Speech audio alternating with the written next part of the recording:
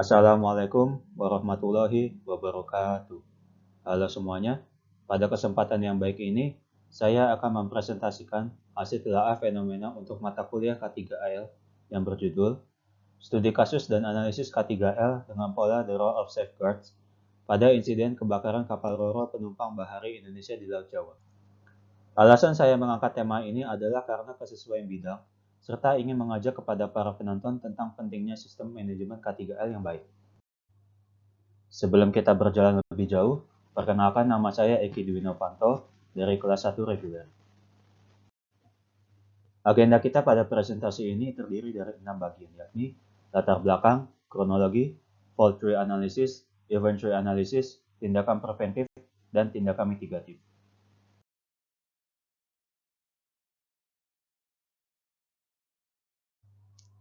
Dalam konsep Hazok, safeguards adalah perangkat pencegahan yang mencegah penyebab atau konsekuensi dari kerugian yang akan didokumentasikan dalam sebuah laporan. Safeguards juga memberikan informasi kepada operator tentang ketidakberesan yang terjadi dan juga untuk meminimalkan dampaknya.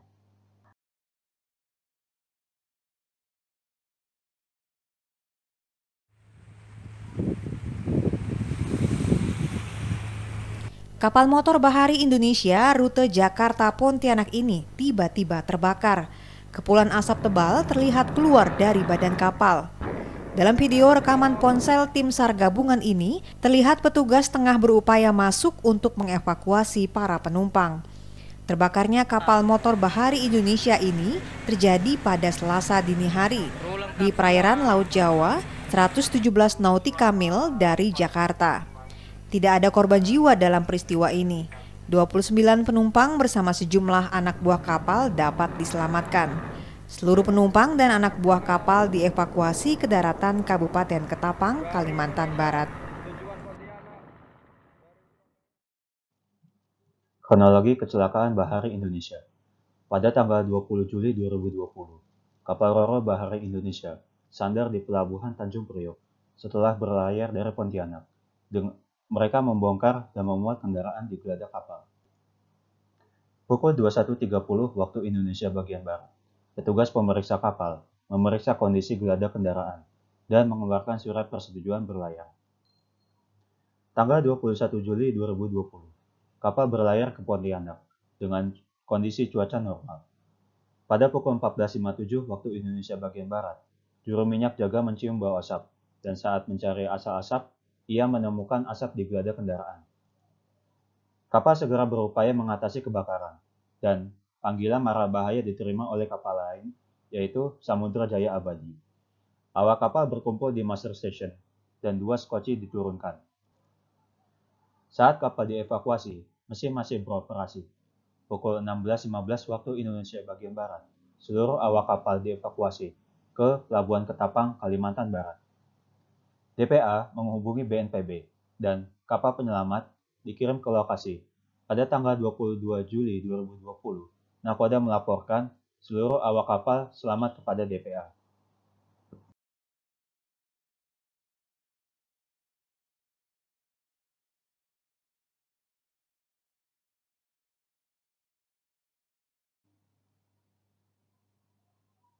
Berikut adalah hasil dari analisis FTA yang telah saya susun.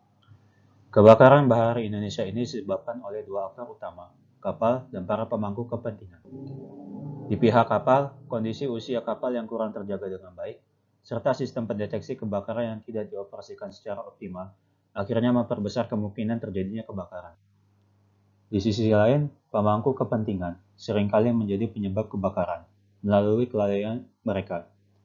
Sebagai contoh, tidak adanya tindakan yang cepat dan tepat dari awak kapal dalam menangani sejak darurat kebakaran bisa memperparah situasi dan memicu perluasan api.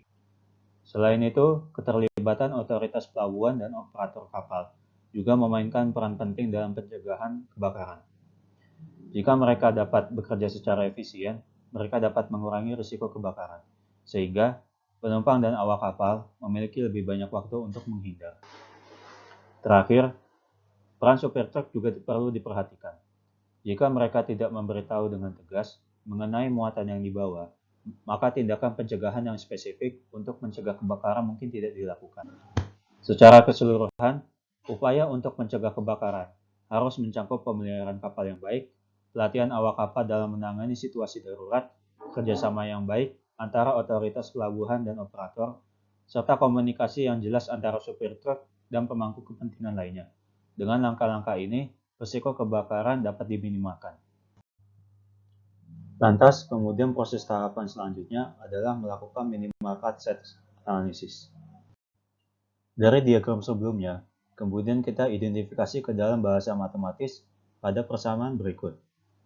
Setelah menggunakan teori penyederhanaan, maka didapatkan T final yaitu A ditambah B ditambah C ditambah D. Hasil yang didapat yaitu CS1 sama dengan A ditambah B dan CS2 sama dengan C ditambah D. Yang berarti peristiwa utama terjadi jika salah satu dari A ditambah B terjadi atau C ditambah D terjadi.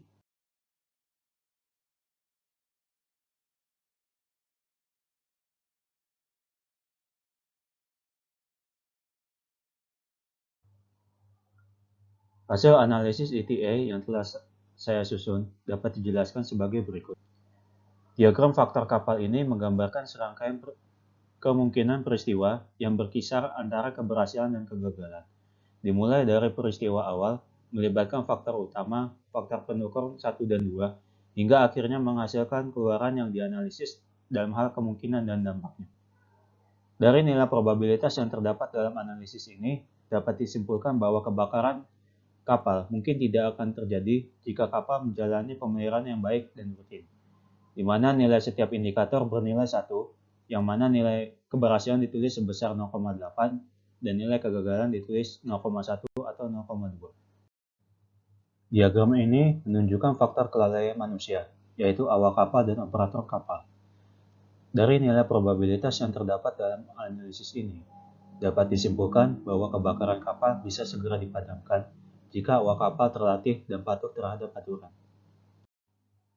Sama dengan diagram sebelumnya, diagram ini menunjukkan faktor kelalaian manusia, yaitu otoritas pelabuhan dan supir truk. Dari nilai probabilitas yang terdapat dalam analisis ini, dapat disimpulkan bahwa kebakaran kapal bisa dicegah jika otoritas pelabuhan memastikan manifest muatan dan jarak antar kendaraan, sehingga dapat dilakukan tindakan mitigatif dengan cepat.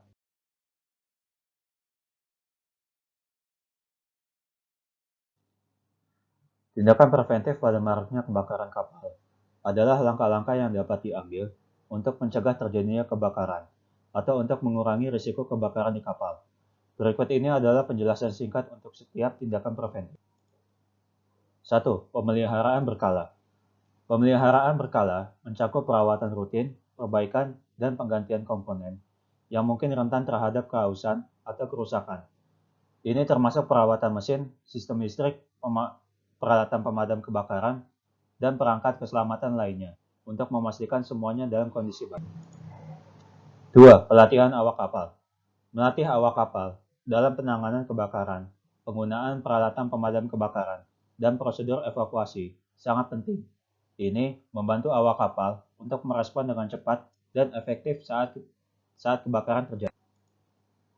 3. Pemeriksaan rutin.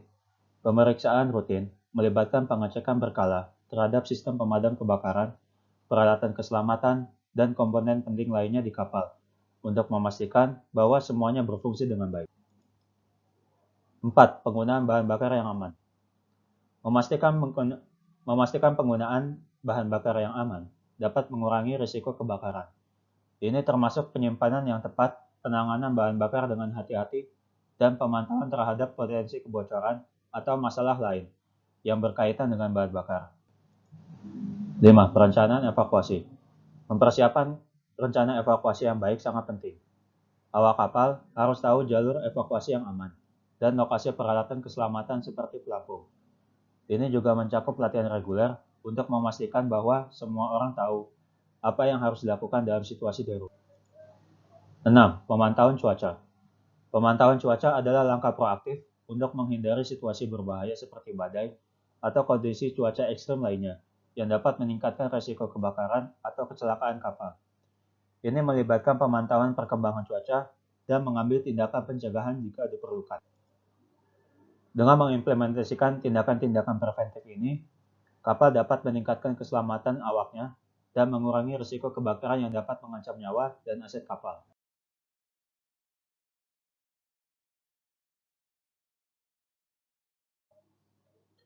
Tindakan mitigatif pada maraknya kebakaran kapal adalah langkah-langkah yang dapat diambil untuk mencegah atau mengurangi dampak dari kebakaran kapal. Berikut ini penjelasan singkat untuk setiap tindakan tersebut. 1. Sistem pemadam kebakaran yang efektif. Sistem pemadam kebakaran yang efektif melibatkan penggunaan peralatan dan teknologi pemadam kebakaran yang sesuai dan berkualitas tinggi di kapal.